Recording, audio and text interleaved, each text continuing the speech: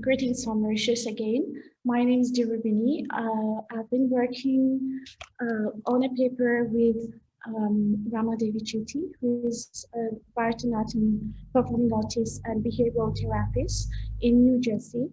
And I'm from the School of Business Management and Finance from the University of Technology, Mauritius. We wanted to explore a little bit about the young learners' engagement in learning Bharatanatyam dance online during the COVID-19 pandemic.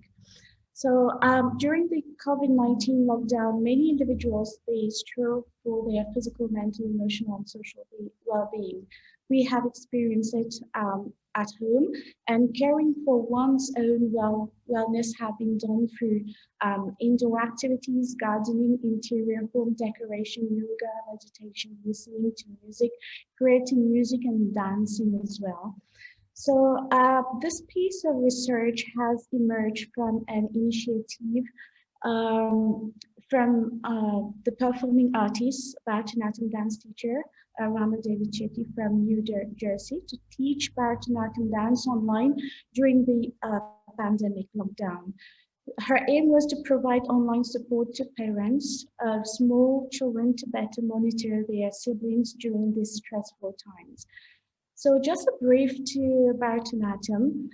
This form of dance is among the 8 classical dance form of India.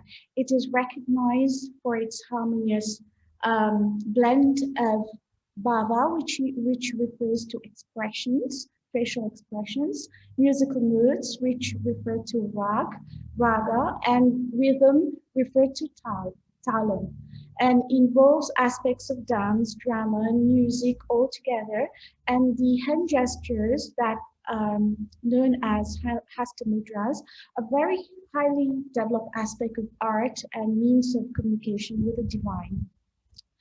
So what are normally the requirements for the learner to learn this form of dance?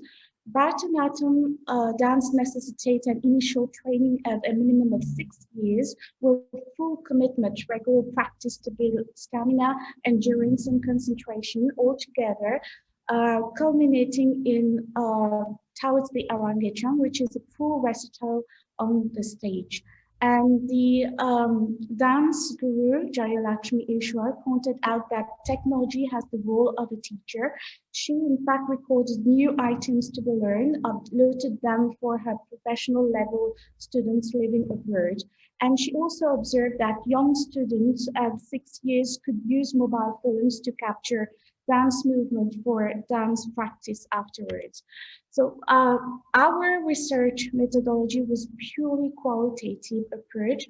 What we used was online observation, online interviews, and experiment for relearning. For the online observation, it was based on 28 sessions over 3.5 months. Online interviews comprised of parents and the teacher, and experiment for relearning was conducted by a senior student, where she chose 2 students in the same country on a face-to-face mode to evaluate their learning of dance. The strategy was an email invitation was sent to the researcher to attend online classes over 3.5 months, and the technology used was Zoom. The frequency classes were conducted online twice weekly. It was compulsory for at least one parent to accompany their sibling, their young learner, online when they are learning online dance. The methods used in this approach was narrative analysis, secondly discourse analysis to scrutinize social context and interactions, as well as grounded theory to observe instances happening during these 28 observation sessions. So the findings are depicted as this. We, in a batch of 8 students, so we had 8 students from different countries, 3 from Mauritius, 2 from Bangalore, 1 from Chennai, and 2 from Maryland, Washington, D.C. 2 of them had prior experience of learning dance on the traditional method.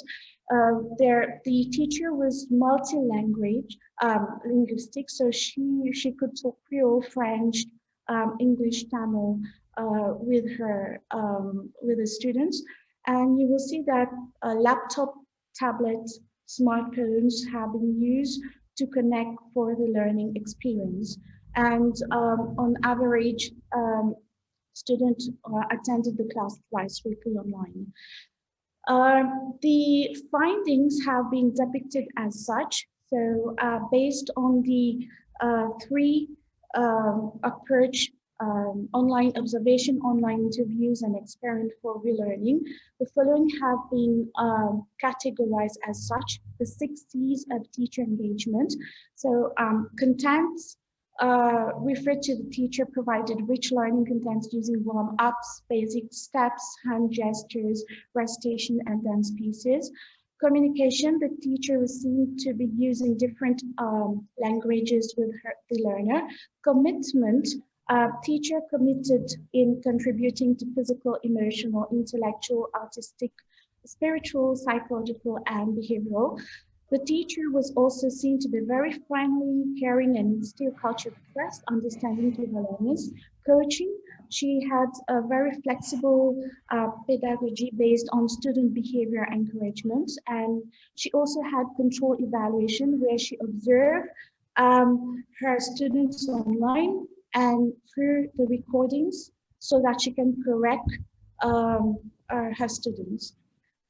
The other aspect refers to the 3 R's of the learner engagement. So the first R relates to receptivity. The learners were receptive at home. There was a convenience learning at home. There was also a readiness, learning safely at home with peers online, and they could have regular dance practice online. Relearning refers to experimental relearning exercises, which was conducted by a senior student aiming to validate whether the right learning happened during online classes, and these sessions appear to be successful. The parents also were involved in this in the engagement sessions. So the C's of parental engagement are explained as follows: cognizance, which relate to the artistic knowledge, background, and experience of dance parents they have been exposed to.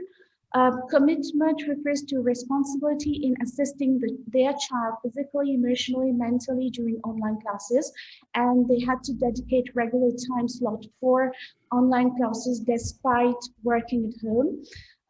They had the course relating to motivation behind avoiding boredom, initiate the child in dance, and to develop their skills, perform physical activities, spend quality time with their child, develop child mental concentration, initiate child to virtual platform.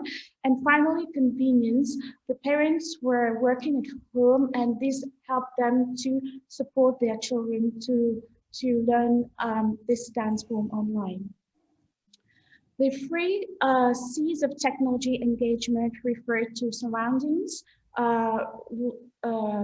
relating to appropriate and dedicated physical space at home, service enablers, where the teachers, the parents, the students also, they were using devices used by the parents and teachers and applications like Zoom and WhatsApp.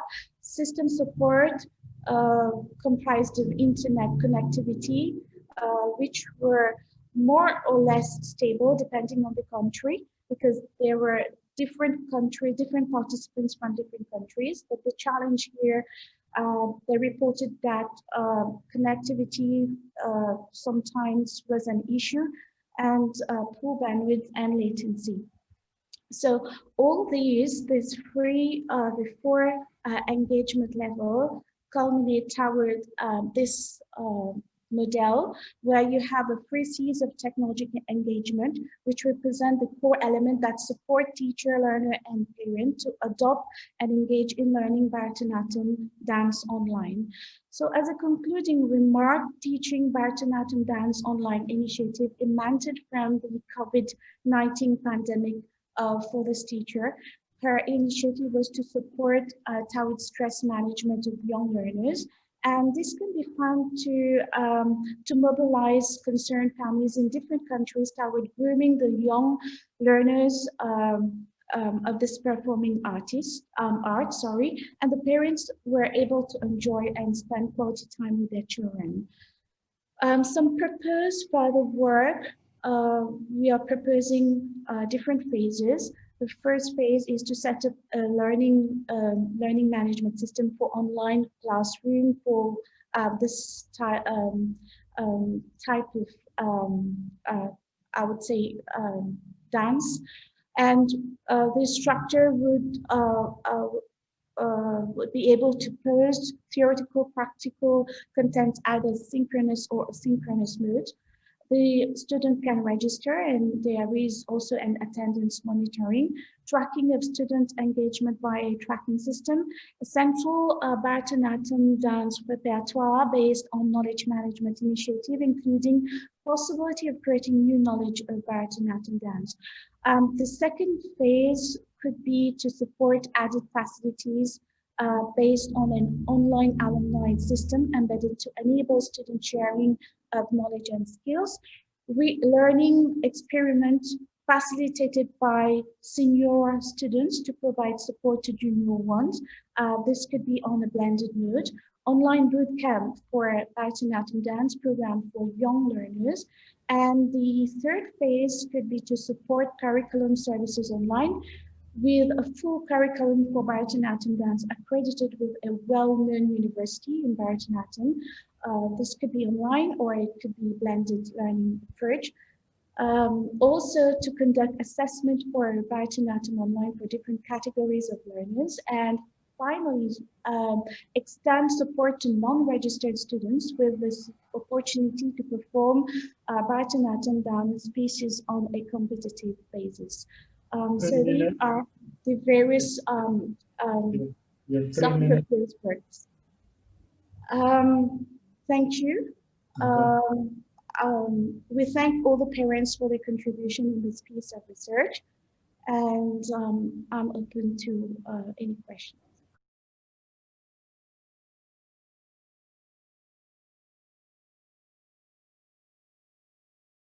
The title of our paper was Innovative Assessment Techniques and Strategies,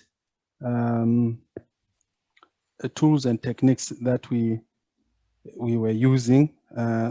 This, I want to admit that this is a stillborn baby. It's a paper that we did the research only. We have not done the empirical evidence, so it was more of literature review. So generally, as you can see, I think most of the previous researchers, they've said a lot of things in terms of engaging students, in terms of assessing. And then when you are now speaking at the last now, sometimes you find you don't have anything new to bring to the but I like what Dr. Craig said, to say, if you make a mistake, that's when then you can learn. So just allow me to go through this and maybe we'll get something.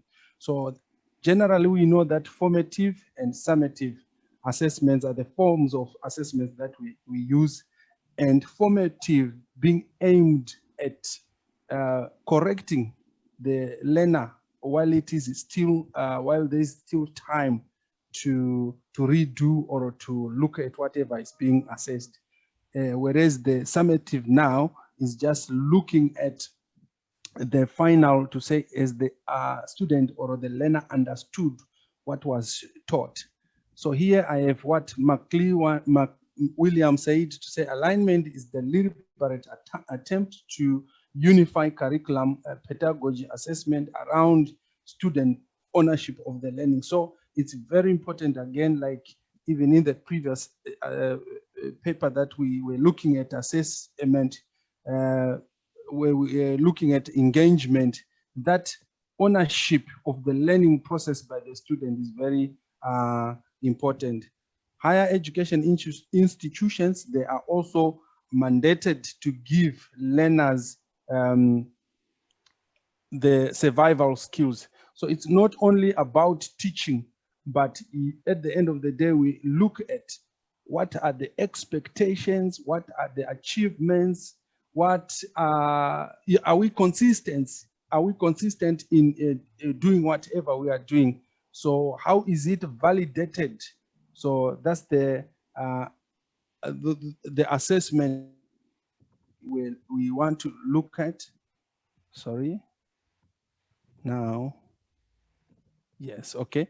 So our research objective there was to establish innovative assessment tools to identify technologies ideal for assessing students. And in looking at literature, we found that some of the techniques that are used are diagnostic, which are called the classroom assessment techniques, diagnostic, formative, and then the summative. And then the outputs there, we look at the even the data that has been used, including the feedback that we also came across, and remembering even the one that we used with both Dr. Craig and another earlier on a speaker. So these are tools that are used currently in assessing students, concepts, maps, quizzes, knowledge, surveys, presentations, peer review. And these, I do admit that some of them we saw that they have rubrics. Rubrics, that these are the measurements. Now you are assessing a student like using a written assignment. There must be some rubrics to show how you are going to score the student. For quizzes, I think we also found some challenge when we were comparing literature, yes, but in preparation of maybe going to the actual field, we saw some challenges currently, like using the technology that is available, where you would find students, they cheat. You even try to use camera for assessing, but you handset that they will be using with all the data. The camera, like you can see now, you are only seeing my face, but the handset is somewhere there. So I think as teachers, as instructors, we need maybe to think along those lines to say how, because what we have found out is that there is no more discipline regarding the ownership, regarding the zeal to learn. That is what we have found out with current students. Going to literature, the literature continues to differentiate and uphold the roles of formative and summative assessment methods there. Assessment-centered teaching and learning gives learners opportunities to improve their emerging abilities, which enriches their learning. Selection of assessment techniques is critical and must be properly aligned to learning outcomes there. Formative assessment is used as a basis of feedback to students on their understanding of a subject at stake and gives more chances of improvement. So that means if you give a student maybe quizzes, assignments during the course of the semester or whatever, then you have time to discuss whether with an individual student or as a group, and then give them, and then they can improve. Summative gauges understanding at the end of the course, but offers no remedial solutions. That's the challenge that we also saw with the summative there. Then obviously all what is assessment that we use, it also revolves around what Bloom's saying, the Bloom's taxonomy. So the assessment strategies that we also came across are these that include multiple choice, or we can just simply say selected response, constructed performance assessment, and informal assessment. And then the strategies that we also came across, 5 of them included questioning, sharing learning expectations, self-assessment, peer assessment, and then feedback at the end. Then the methodology that we used in just going through literature, it was just a cross-sectional approach that we used there. We used keywords such as innovative assessment, assessment techniques, assessment strategies, assessment tools. The time period that we were researching the literature, we limited it to just 2 decades there, and we used search engines such as Google Scholar. So our discussion, yes, Doc, yes. Our discussion there, it revolves around studies that showed globally that governments had introduced assessment forms there. These reforms were mostly noted in high school education, leaving a gap in higher education. So studies revealed that teachers used several factors there to assess students, which they applied differently. We therefore recommend a continuous assessment reform to suit current needs and the environment, like given the COVID-19 that we have, which has pushed us to go online, and to use both, again, formative and summative assessment. Instructors must increase their interactions and interfaces and knowledge base of technology, as well as its effects on educational assessment. With that, I reach the end of my presentation. Thank you so much. Any questions that you want to ask?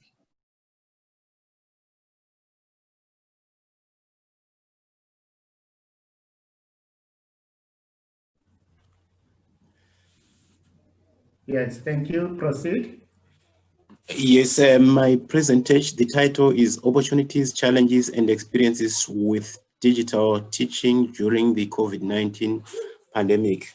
As you can see, I am from the University of Free State in South Africa, and my presentation will include the introduction, research questions, research methodology, results, conclusions, implications, and recommendations, and final references.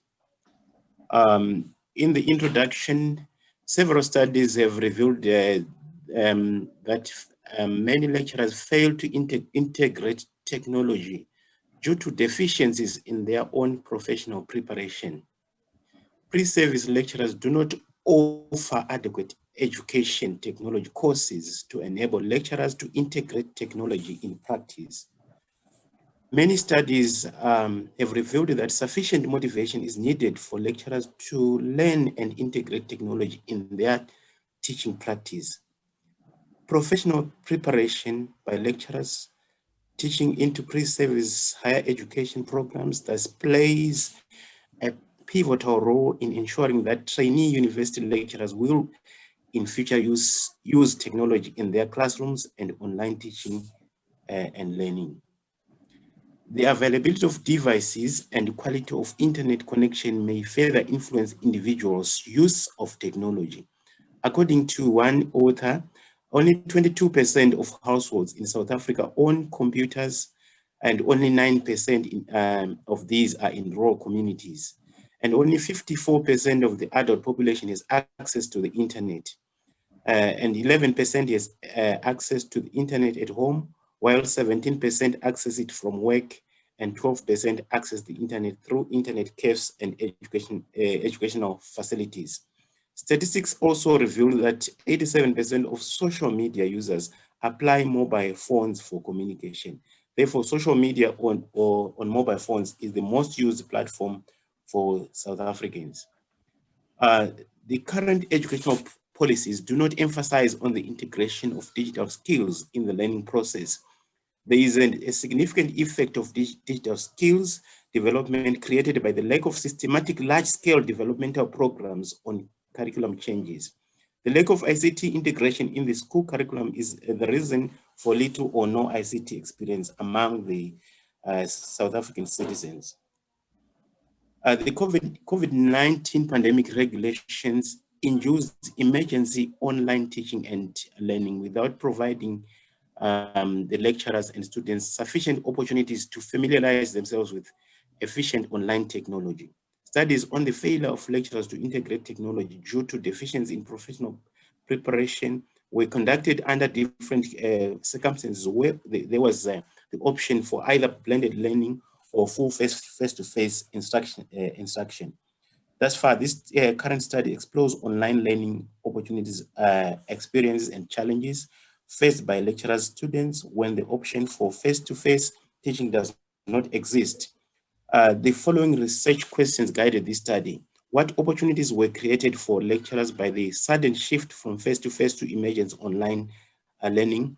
What are the challenges experienced by both students and lecturers because of this sudden change to online learning? By identifying the kinds of challenges that could be faced in a sudden online environment, this study aimed to strengthen instructions of higher education. Such knowledge can guide decision-making and strategies for both supporting academics and students. The research methodology. This was a the study followed a qualitative research approach and a case study design. It consisted of two focus group interviews,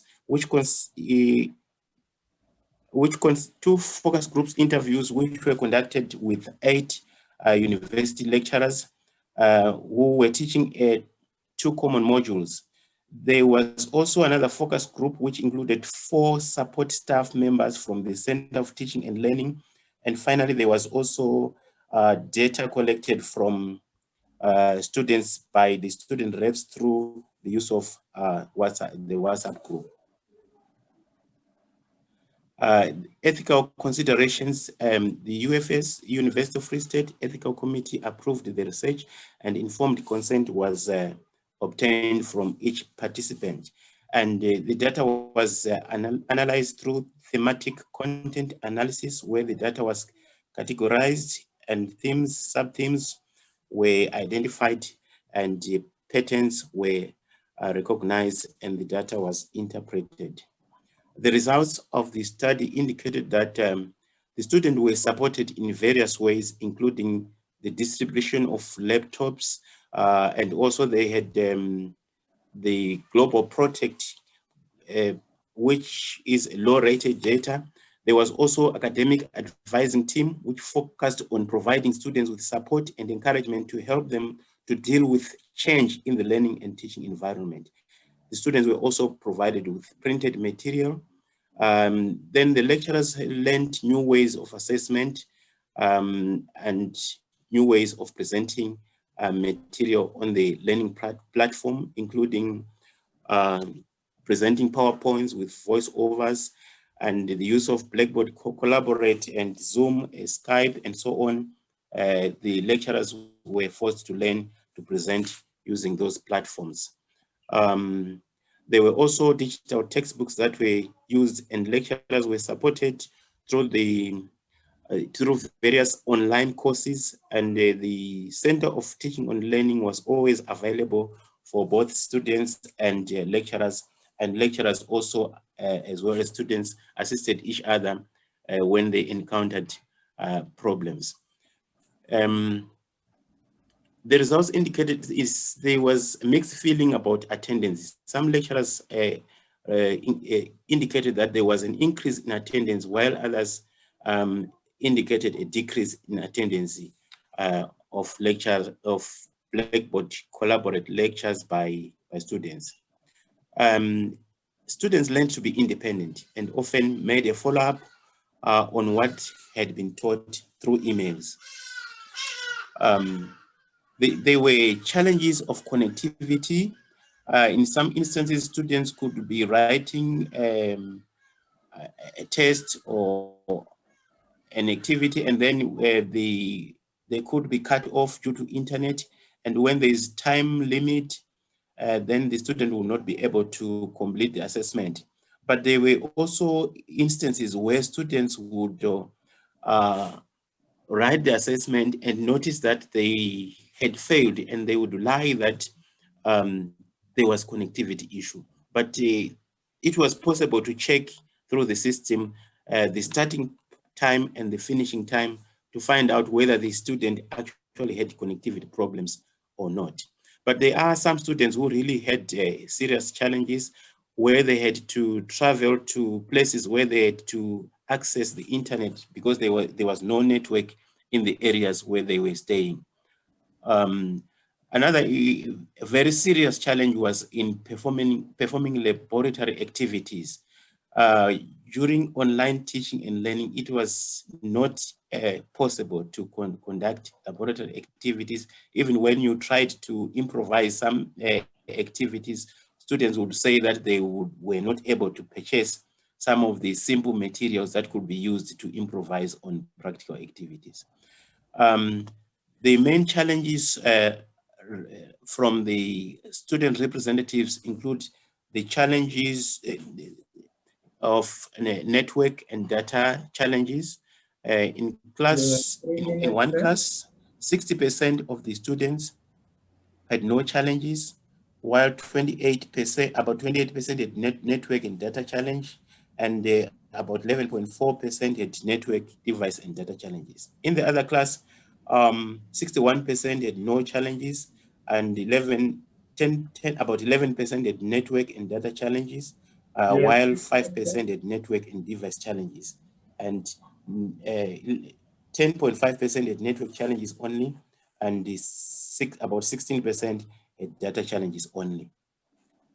Conclusions: digital support through the provision of data, devices, academic advisory support, and technical training is instrumental to the successful implementation of online teaching and learning at university, where students come from various socio-economic backgrounds.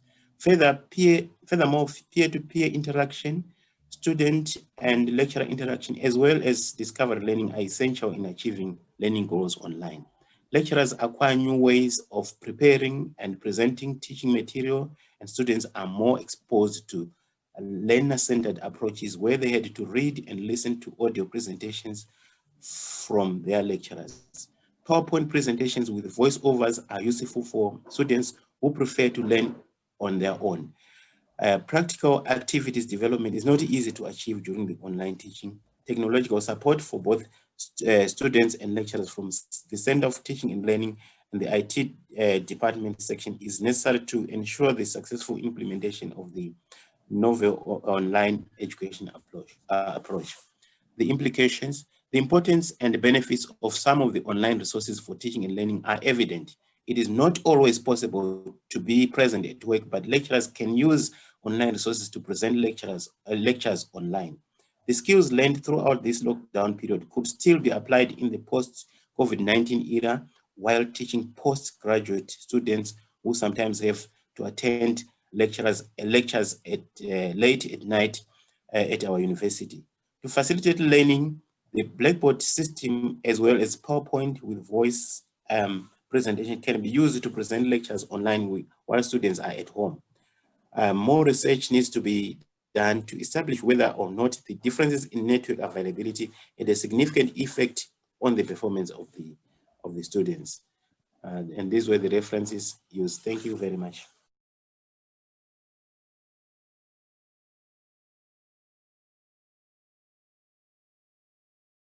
I'm just going to share the screen. Oh, okay. Sorry, Cecile. No problem. How are you doing? I'm well, thank you. Good to see you. Okay, so basically, I'm Cecile and I'm based at the University of KwaZulu-Natal in Durban, South Africa, and I'm presenting on behalf of my colleagues, Dr. Singh, Dr. Christy Leask, and also Dr. Craig Hewitt. And our topic is basically about emergency online learning during the COVID-19 pandemic. and specifically focused on the postgraduate student perspective. So I think, seeing that we're also short on time, I'm not going to go into a lot of detail, but we all know what COVID-19 did globally to our institutions of higher learning. Campuses were closed. There was that period where nothing was happening, plans were being made, and eventually it was decided that we would go the online teaching and learning route. So what you found was that both staff and students had to rapidly embrace change. And I think, as somebody just mentioned now, this is basically emergency online learning in response to this crisis. So very different from a planned form of teaching and learning. And again, as it's been highlighted previously, research and our own lived experiences have told us as well that there have been challenges in terms of limited data, devices. Students have battled with connectivity, bandwidth issues. We've experienced it even in the conferences. And then some of our students that were based at residence, when the lockdown occurred, had to go back home. Some of them were based in rural areas, and some of them didn't have electricity. They didn't have a conducive study space either. So what we found is that a lot of issues, we knew this was happening at the undergrad level, but very few studies have focused on the postgraduate students' experience. So I think, again, based on what the literature is telling us, but also for those of us who are teaching at postgrad level, there's a different learning and teaching approach that occurs from the undergrads. Classes are generally smaller, and also find that the students are often generally more intrinsic.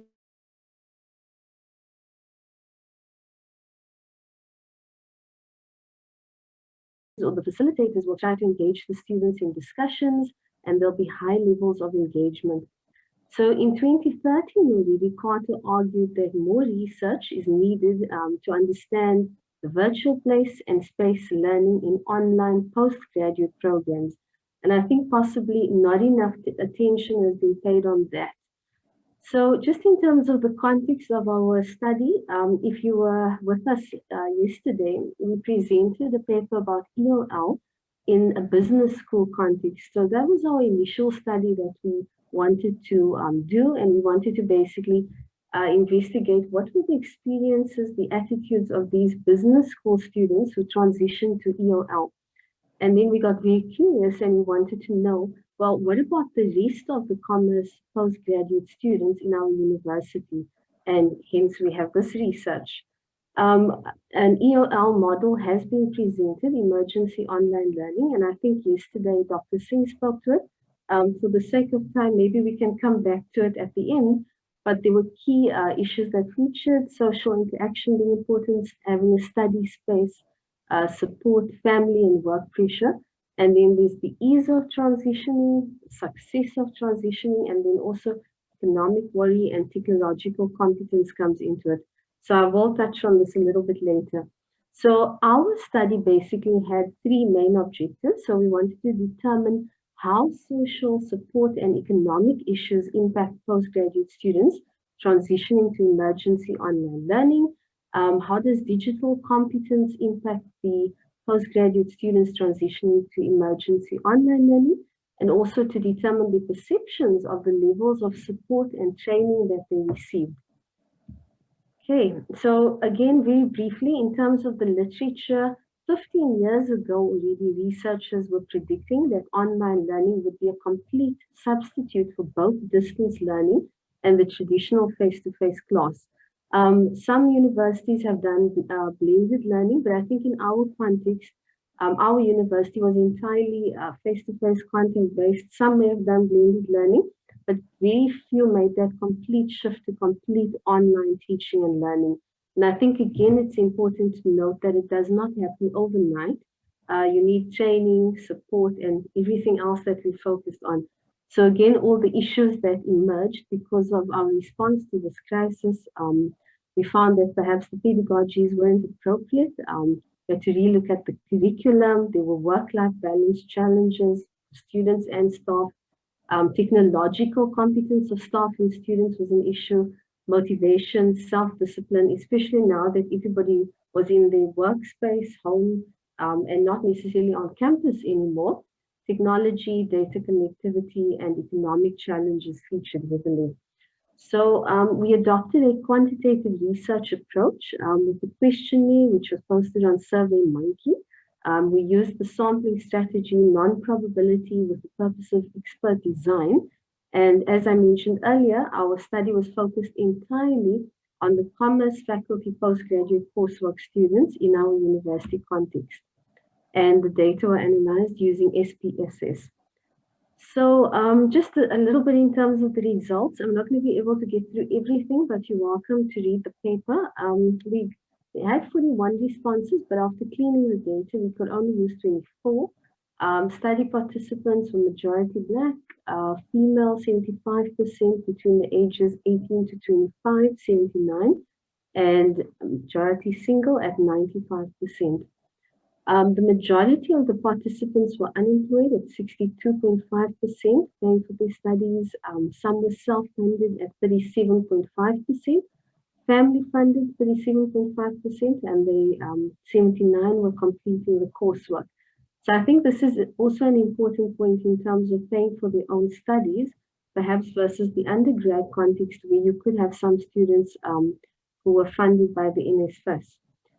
Respondents indicated that the transition was not as smooth as anticipated. So 42% said slightly easy and 30.4% said slightly difficult.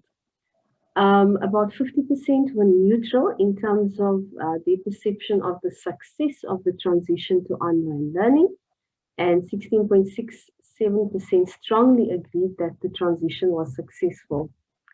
20.83% indicated that the online learning facilitates learning more than face-to-face learning. 33% suggested that they are able to learn concepts better in the online environment, and 29.83% considered online to be encouraging. So if we do a comparison of our first study with the business school students, and then these ones are the general postgrad commerce students, the perception seemed to be that it's significantly better for the postgraduate students than for the business school students. But we did find that economic pressures seem to feature more heavily for the commerce postgraduate students. And this could be because the business school students are funded by the employers. So there could be that difference there. There are more results, but as I said, for the sake of time, we'll just move on. So our study has validated our findings in terms of the business school study. And I think it's given us insights into the experiences of postgraduate students. And again, I think it's important to note the complexity that you can't have this one-size-fits-all approach. The experiences of undergrads are different to postgrads. Even within the postgrad cohort, there's differences, as our study indicated. But just in terms of limitations, it was just one institution. We focused on the experiences of the postgrad coursework students in the commerce faculty. So we can't generalize, but in terms of future research, we've developed this questionnaire which could be taken forward. And I think we have obviously looked at the experiences of students.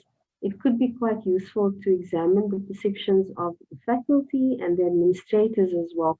So basically having that multiple stakeholder perspective as we move forward in terms of emergency online learning. And of course, to remember that going forward, online learning may be here to stay. So of course, 2020 was about emergency online learning, but we're moving forward. And again, we need to really examine quite a few factors, and especially the understanding that there are different experiences, that we shouldn't just generalize and say, well, all students have issues with data, for example. There are differences. So I think another important thing is that in terms of the postgraduate context, in the South African context at least, I think there is a push to have more postgraduates, but again, how do we support their learning and development? I think those are key considerations. Again, if we look at how should the postgraduate student be taught, maybe pre-COVID, we had different answers. Now, as we're emerging and we're going into online learning, what does that mean, considering that we should have more engagement, discussions, and smaller classes? So I think we'll leave it at that.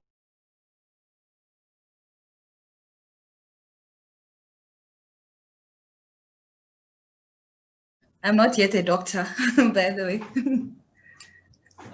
It's an encouragement. Thank you. No, thank you everybody for the opportunity. My name is Penelomi Ramafi. I'm from the University of the Northwest, South Africa. I'm a junior lecturer at the Information Systems Department.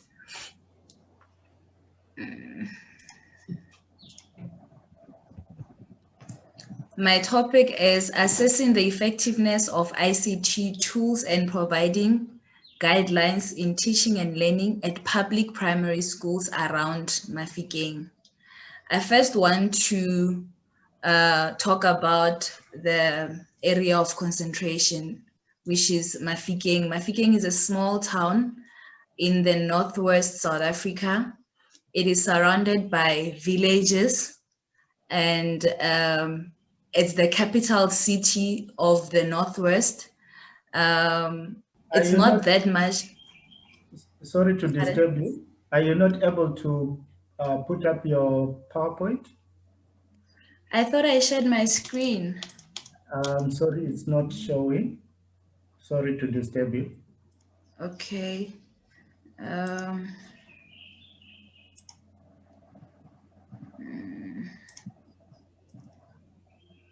Is it showing now? Yes. Okay. Just put it on slideshow.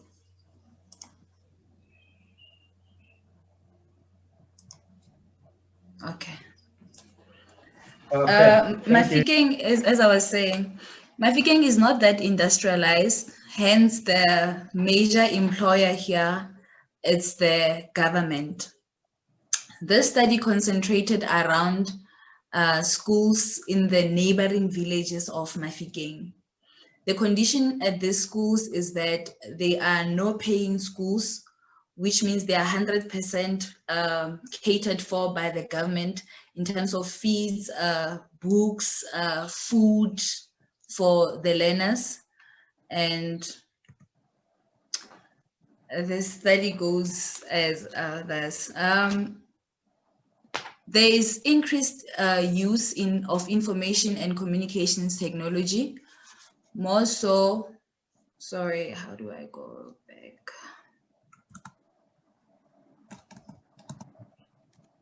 Okay, more so in the fourth industrial revolution, as an author suggests that the advent of fourth industrial revolution is seen as a sine qua in the field of teaching and learning.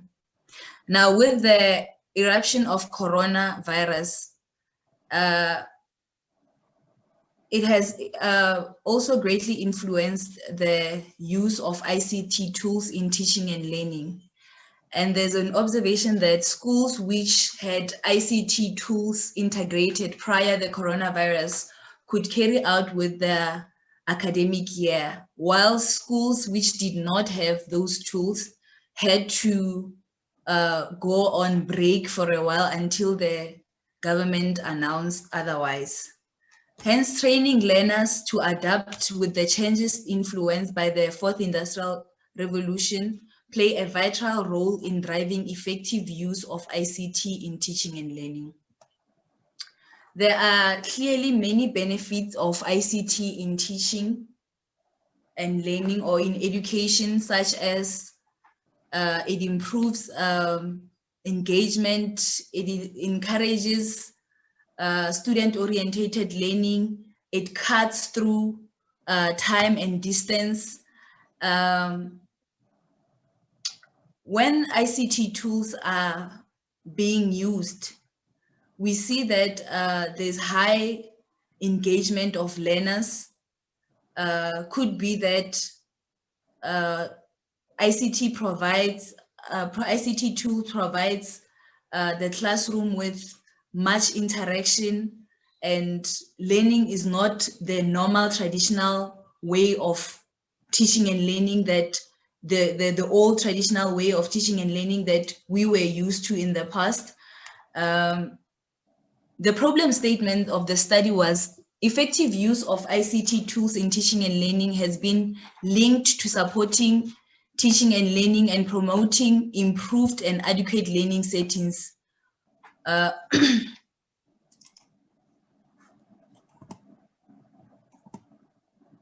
Sorry. Despite the value of effective use of ICT tools in teaching and learning, the South African government designed a curriculum to support effective ICT use in teaching and learning. This was to catch up with the current way of teaching, to catch up with how the world is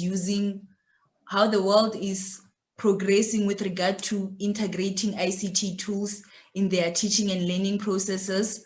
But it seems as if even though the government has now provided ICT tools in teaching and learning, there are still challenges with regard to effective use of these tools in the teaching and learning processes.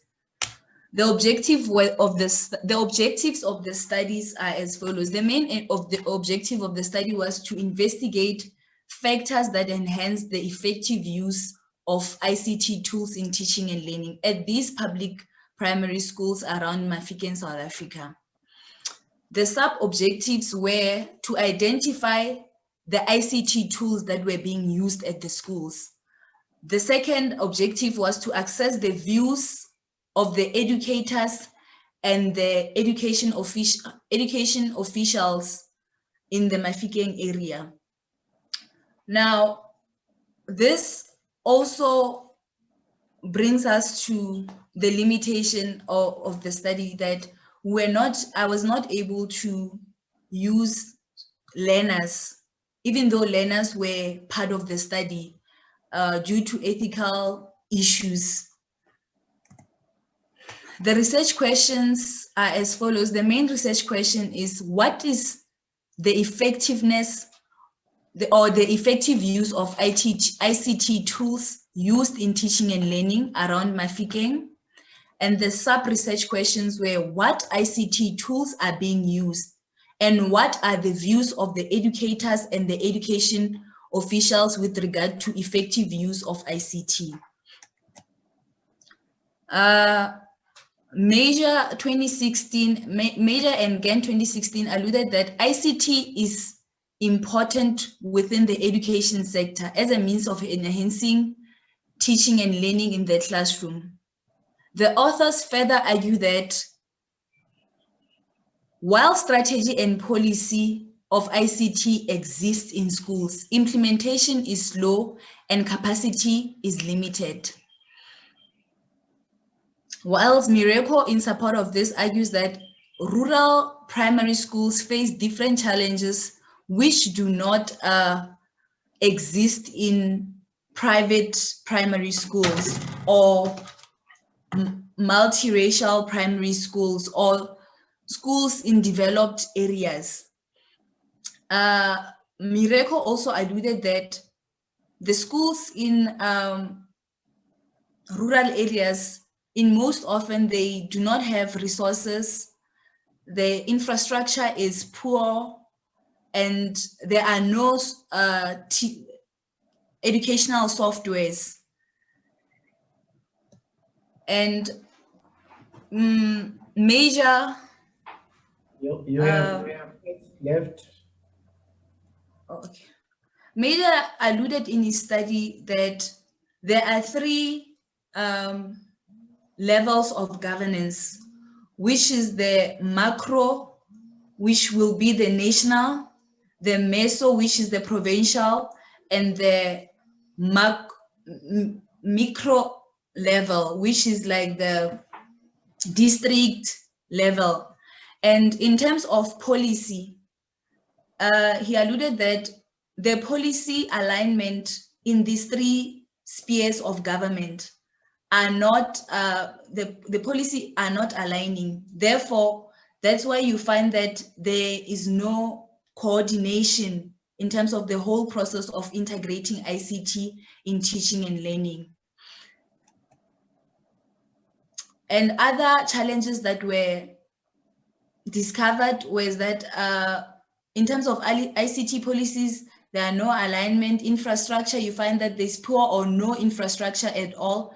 In terms of teacher skills, most teachers are not ICT savvy, and teacher efficacy, most teachers were not introduced properly to the use of ICT and how it will benefit teaching and learning, and they don't even find it easy to use. Therefore, they don't believe that these tools can help them with regard to progressing in teaching and learning processes.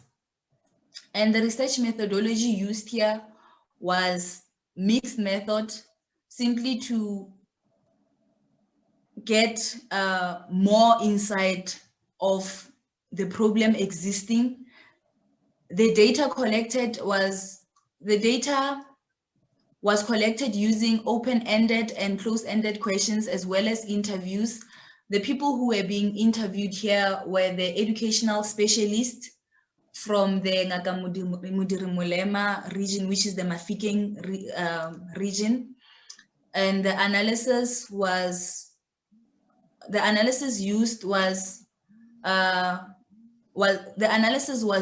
done using SPSS and Atlas, and also confirmatory factor analysis, which was used to confirm what was found out in literature. And the results show that most of the teachers don't have postgraduate degrees, and we have more female teachers who were participating on this study than male. And one of the things that were found to be hindrances or hinderers with regard to effective ICT used in teaching and learning were network, was policies, was lack of maintenance from the government level, where electricity, where skills, teachers not having adequate skills to can use the ICT tools that were in schools. And the other way, connectivity issues. Most of these villages, some of them don't have electricity, and that on that regard, the network there is automatically a problem. And some of them... We are just reaching the last minute, so you can just wrap it up. Sorry to rush you up. Okay. And the recommendations were that government, when setting out policies, should invite or incorporate the know-how of teachers or content specialists or educational specialists, and the rollout of the integration process should also be done at all three levels, so that there will be alignment in terms of how the whole process would go about. The other recommendation was that teachers should be trained with regard to the use of ICT, and there should be planned rollout of infrastructure, ICT infrastructure, such as your labs in schools. And then there should be proper support and monitoring from the level of government. And most villages, the electricity that they use is in connection with the electricity around the whole village. So should anything happen somewhere in the village, or the electricity goes down, the whole electricity, even at the school level, becomes non-functional. So one of the recommendations was that there should be a standalone electricity supply in schools, so that whatever happens at the level of the village should not affect the processes at school levels. Thank you.